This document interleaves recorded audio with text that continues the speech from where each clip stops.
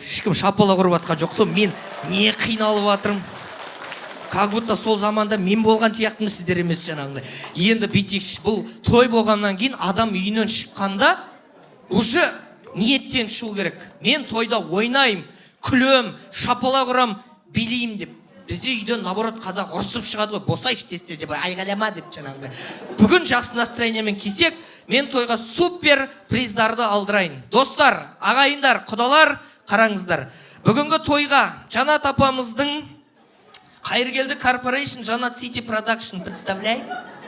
Главный спонсоров совместно Қыпшақи Entertainment. Супер приздар мужской станок, жаңағы сақал қыратын, утюг Скарлет, чайник Тифаль, және де супер приз iPhone S4. Құрметті ағайындар, міне бір шапалақ ұрып қойсаңыздар болады. Бұны ең мықты билегенге де отыр. Енді қазір осы 4 жүлдені тағайындайық. Енді первый очередь ортаға мынау құдалардың сборныйынан, 22-ші партия деп жатырмын, баршын деп жатырмын, қорғалшын. Кім шығады? Бір уверенный құдағи или құдаша келсін ортаға. Құдалардың намысын защищать ететін. Кто? Ал, тез-тез жібердір. Бір құдағи или құдаша. Апа, тәте, қарындас, бірақ уверенный болсын. Кто? Міне, шапалақ ұрайық. Аға, құдаша, не? Хатун. Түсіндір әлім әтірім қойсын. Қыздар керек, қыздар жаңағы. Шапалақ қайдық. Шаңғырғап мен шырқап салайым. Мә, көйлек күшті. Екі көйлек сразу киіп алғансыз ба? Не істеп алғансыз? Күшті еді. Есіміңіз? Қарақат. Шапалақ ұрайшы, Қарақат. Ақсы ойланып жатыр. Қармандан бері мені Қарақат қыдырал деп отыр. Бәсе Қарақат деген осындай болу керек қой деп жаңағы. Сіз қайдан келіп жатсыз? Шақырды ма үшін тойға? Қай жақтан? Жақтан. Жоқ. Қай ел, қай ауылдың қызысыз? 22-ші партиясы. Шапалақ, 22-я партиясы. Қарақат құдағи шықты. Против Қарақат құдағи, наверное, осы папа мамасының достарынан бір шықсын жосыз. Кто? Кто такая вообще Қарақат? Я ее не боюсь деген бар ма осы жерде?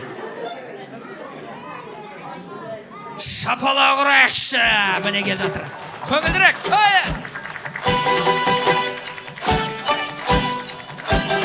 Ойде! Қошемет!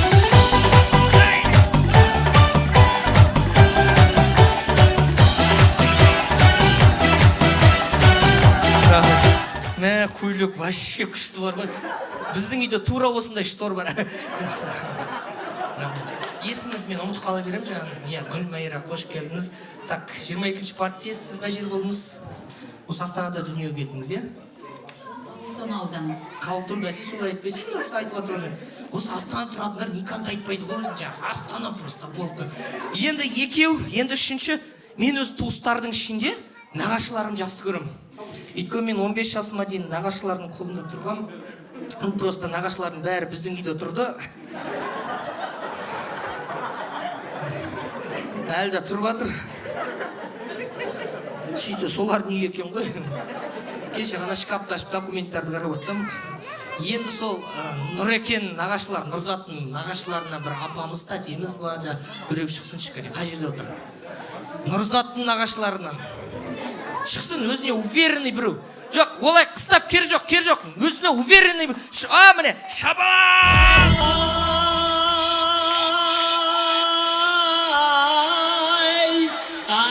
Десеңіз айтайым-ау, ноғайның бейітін білгенден соң, ақ дегенде ақ жігерім-ау, күйгенден соң. Тән таңлайын көрнекен, әмелер күлгенне соңмайын. Қолсамай! Алмағайын қыз сенден, арғыбын табарман-ау, құдырғандан соң. Күшті. Вкуспен, қызыл, мойын қызыл, несі бәрі қызыл, тырнағы қызыл, сырғасы қызыл, туфли қап-қара, не подтеме бар ғой? Ойнап атырым, шашы қара ғой, астымен өрсе күштіксің, ойнап атырым ғой. Ал, есіміңіз? Айнагүл. Айнагүл. Так, міне, партия 22-ші, Қалутон, сіз? Ерейментау. Ерейментау, сізді? Мен просто Көкшетауды жұмын ғой. бізде ана құлагер деген жылқы болды ол жақта. Соны Ерейментауға барғанда өлтіріп тастады ғой бұлар.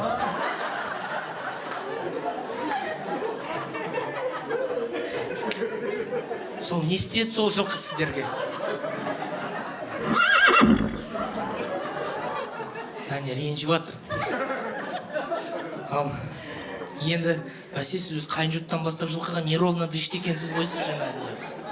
Енді төртінші, наверное, осы Нұреке бір сендердің достарың бір жастардан шықсыншы, кәне кімдерден? Жоқ, анда достар, сен достарсың, жастардан кто? На стол. Кім? Горводоканал бар ма? Аграрка бар ма?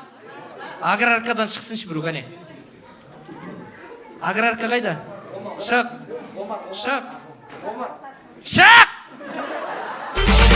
Ларасыдан баклажан, ларасыдан баклажан.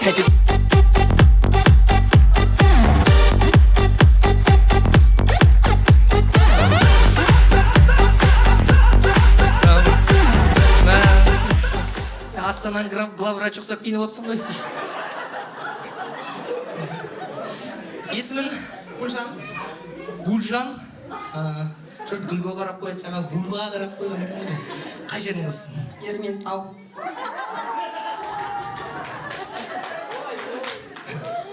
Сделай ее. Разберись. Так, енді мен өзім шын айтайын, мен әзілет, бірақ жерге бөлінбеймін. Кім өнерлі болады, сол достойны айфонды, чайникті, жаңағындай, солай алып кетесіздер. Сізге не ұнайды? Жеміс жидектен арбуз, дыня, жаңа көп қой айта беріңіз. Дыня, сізге? Қарақат, сізге? Груша, сізге? Ол жалып қойды. Алма. Қазір 10 секунд берем, 10 секундың ішіне кім қандай жеміс таңдады, соған ұқсайтын еркек алышу керек. Кімдікі ұқсайды, сол жеңеді. Дыняны тап. Дәу. Ең дәу сенікі дыня болу керек. Бар, жүгір. Тез. Қарақат құдағи, қарақатқа ұқсайтын бір қаралау бола ма? Ана жақтан, өз жағыңыздан білесіз ғой, танисыз ғой.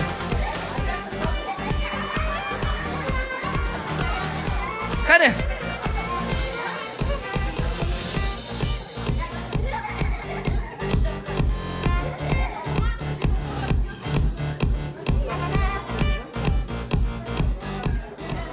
Так, сіздікі? Алма? Жоқ, разговор жоқ. Сіздікі? Груша? Енді бір сұрағым бар да. Сіздер алма мен груша болсаңыздар, мынау қай бетімен дыня? Қалай бұл дыня болады сенің? Дыняның сүйегін алып шыққызын ба? Северный дыня. Максимум осылай өсеміз дейсің. Сіздікі? Қарақат, пожалуйста, мне шапалақ. Вот, действительно, мне.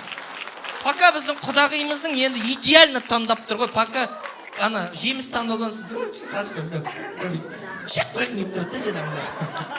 Енді жігіттер, сіздер мен таңдаған жоқ, мына қыздар өздері алып шықты. Сіздердің мақсаттарыңыз, мына қазір әрқайсыларыңыз жаңағыдай пар-пармен билейсіздер дағы, кімнің биінің фантазиясы күшті болады, необычный. Сол жеңіп кетеді, телефон жаңағысын алып кете бересіздер, түсінікті. Ал енді ең бірінші осы дынядан бастайықшы жаңағыдай. Дыня домалаушы еді, сен жүріп беретсің жаңағыдай. Қарама қарсы тұра қалыңыз. Гүлжан дедіңіз ба? Бір өзі білеңіздер, армияда кеше келген сияқты ғой. Пар болып билейсіздер ғой.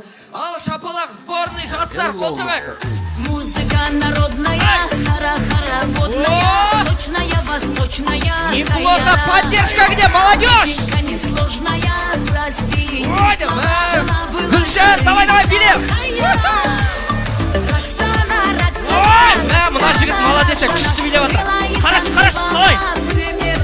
70%, 75%, 78%, давай, 80%, молодец, 81%. Шапалақ рақсы болды, 81%, неплохо. Ал, мында әлі алма бар. Келіңіздер.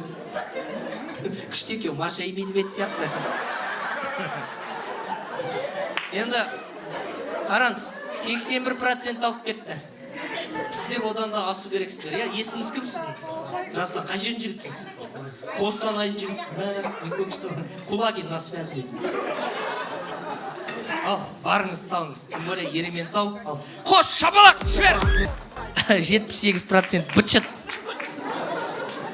Мына жігіт күшті билет, но сіздікі жетпей жатыр жаңында. Биле алмай жатсыз ба? Не ақ шошанда барып шықтың онда айтшы, өзіңіз шықтыңыздар. Тойды көтеру керек қой. Ал. 77-81% бак алды. Дым қысылмаңыз. Есіміз кім? Елубай. Елубай?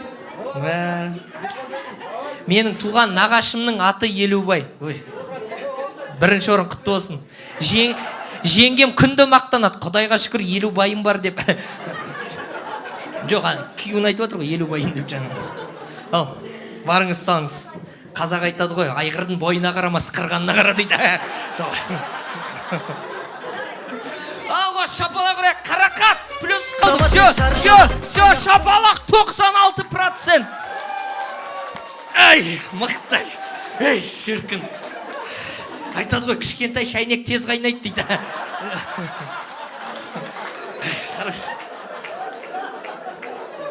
Қалай? Сразу кетті. Жоқ, олай үміт үзбеу керек көке. Сіздер достар, той сіздердікі ғой. Ал, келіңіз. Самурайдың соңғы тұқымы. Ал, аға, енді 96% бірінші орында тұр, 81% бірінші орында тұр. Мына кісілер әшейін тұр. Жан жаққа бар деймін, қазір басып кетеді мына кісі. Шкаптың қасында тумбочкаға ұстап баршы енді. Ал, дайынсыздар ма? Все, дым қысмаңыздар, қос музыка. Достар, поддержка! Кет!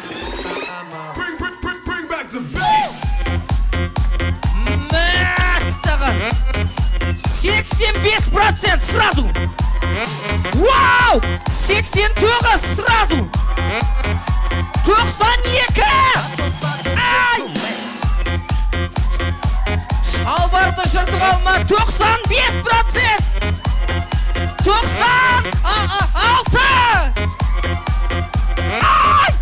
99%! Мама! 100%! Болды! Все! Успокойся!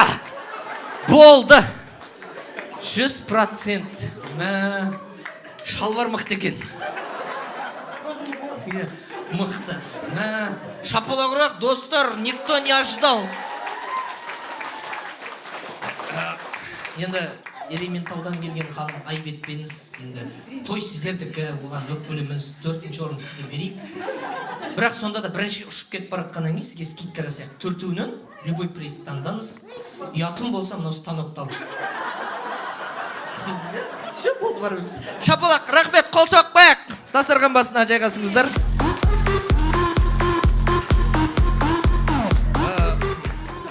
Енді 3-ші орында сіз күшті биледіңіз. Күшті, мықты биледіңіз. Әңгіме жоқ биледіңіз. Сізге таңда айфон мен чайникқа тиіспе.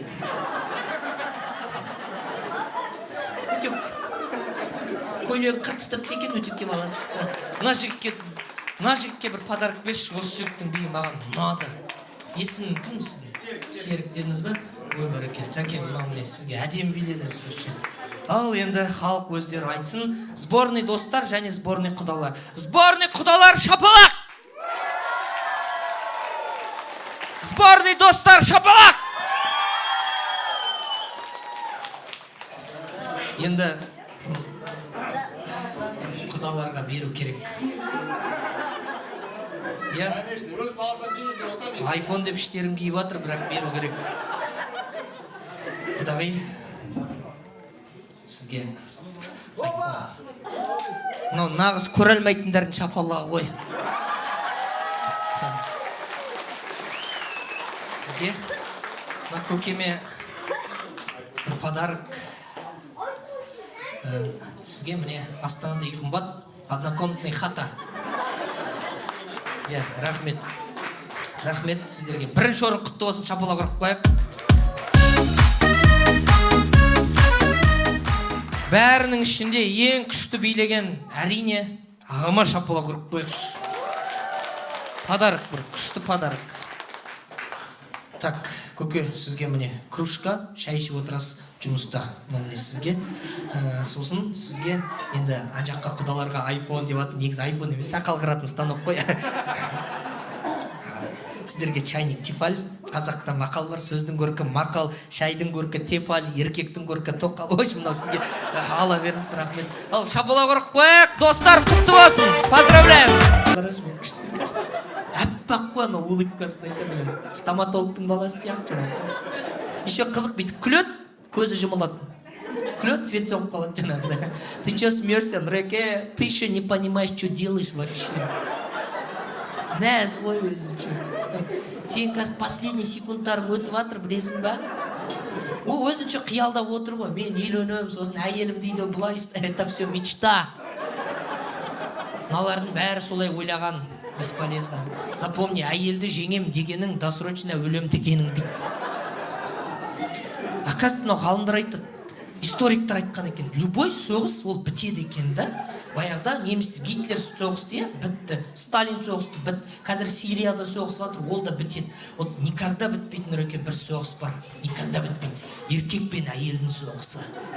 Это до того қиын соғыс, күні бойы соғысқан жауың түнде көзі бақырайып жанында жатады ғой. Сен хоть представь, қарашы, сенің жауың сенің жаныңда жатыр. Еще тірі. Не атып тастай алмайсың, не плен қала алмайсың. Просто до конца соғысып өтесің. Отыр ғой міне қаншама ұлы отан соғысының ардагерлері. Шапалақ ұруға дұқтары жетпей. Бірақ сол айтады, ол соғыс жеңетін бір оружие все-таки бар екен да, махаббат. Бірақ сендерде махаббат жоқ әлі. Даже папа мамаларында да махаббат жоқ. Нақаш әйел қайда екен білмейді жатыр. Жоқ, настоящий махаббат это ол после 80 пайда болады екен. 80-де. Қазір сендерде бір сыйластық махаббатта, а 80-ге келгенде уже қимастық деген махаббат бар. Қазір сендерді қызғаныш, менің әйелім біреу көріп қалмасын, аға 80 келгенде анау менен бірінші өліп қалмасын деген махаббат жаңағындай көрді. Қимасын. Ол деген ол шыны жаңағындай. Баяғыда мына Балқаш деген көл бар, білесіздер. Сол көлге енді Балқашта бір ата әжемнің келіні мен кенже баласы ма тұрады екен, қонаққа шақырған. Сөйтіп ата әжеміз пойызда кетіп бара жатыр дейді, купеда. Қасында орыстың кемпір шалы отыр дейді. Біздің қазақтың ата әжесінің қасында. Купе ғой, закрыто все там. Сөйтсен орыстың шалдары енді мойындау керек. Романтик қой олар, романтик. Пойыз тоқтайды, ана орыстың шалы атып тұрады да кемпіріне шай әкеп береді дейді. Еще кемпір ғой, міне еще молоко деп, ой деп ана шал барып молокосын әкеп, әжем шүгейіп отыр дейді, кезінде орысқа тиіп алмаппын деп жаңағыдай.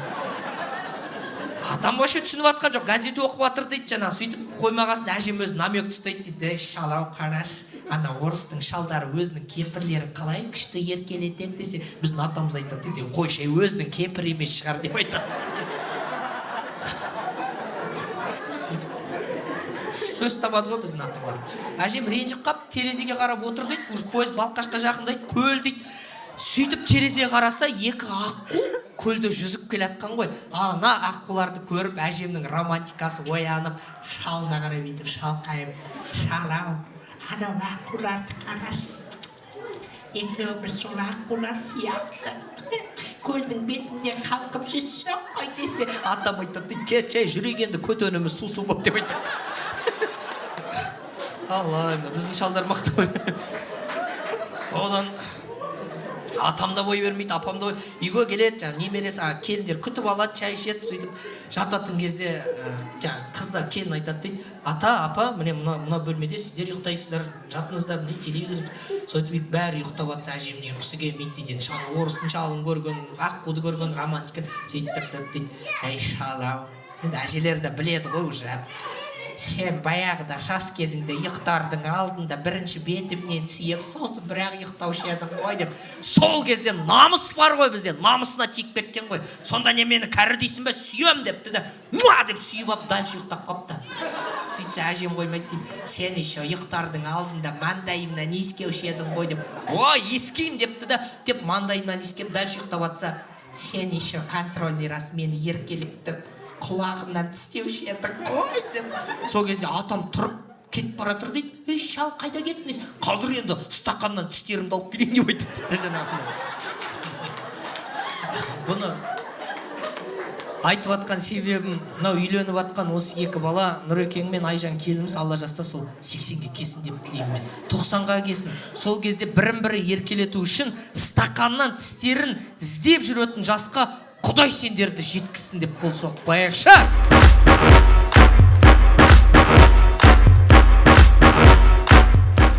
Сондықтан енді құрметті ағайындар, қадірлі қонақтар, той болғасын әзілдеп жатырмын. Мынау қайта-қайта көп сөйлей беретін тамада екен деп ойлап отқандар бар. Мен уже көздеріңізден көріп отырмын ғой, бірақ мені дұрыс түсініңіздер. Мына кісі өтірік күліп отыр негізі.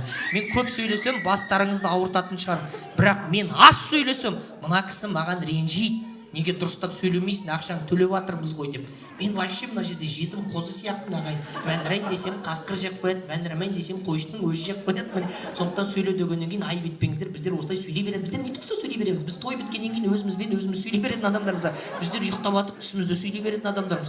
Сондықтан тамаданың тойын ағайын оңай деп ойламаңыздар. 200 адамның алдында, 150 адамның алдында бір адам болып қызмет көрсеткеннен кейін қанша энергия. Қазақта күнде той қазір. Анасыздар ма міне. Мына тойдың өзі датасы 3 рет ауысты міне. Понедельник той, вторник міне. Кеше Алматыда болдық, алды күні Қостанайда болдық. Бүгін Астана, ертең Орал. Міне анасыздар ма?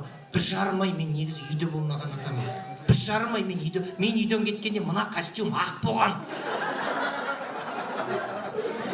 Мана әйеліміз звондады. Қайдасың дейді мына, прикиньші.